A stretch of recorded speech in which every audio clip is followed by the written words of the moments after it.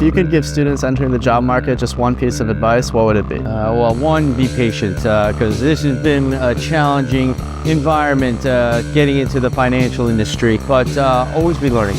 Try to find that mentor when you get that opportunity, whether it's an internship or an entry-level position. Try to find somebody you're comfortable asking those what seem like silly questions. In my case, I didn't know what red on the screen was or green. All right, well, green is up and red is down. Didn't ask that question ever again.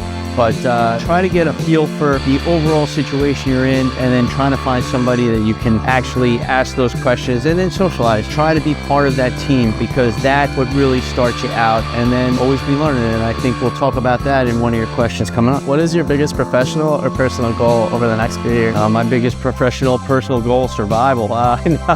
Just keep going. I take it day by day. The market can be very humbling, and one of the biggest things that drives me crazy are people in this industry saying, I've been doing this for 33, 34 years. I've seen it all. No, that's what's exciting about the market, and also scary as hell. You don't know what the next day is going to bring. So stay humble, stay true to a process, but always try to learn from your mistakes, because you're going to make them. And when it gets good, stay humble and, take it one day at a time. When you were our age, is there anything that you would have done differently? Oh man, so many different things. One, would have protected the hair a little bit more. I had nice hair like you, but what would I have done differently? I wouldn't have taken it for granted that things were never going to change. I was in a good position. I worked for a great firm. I did not foresee the financial crisis. I did not foresee the changes coming technology.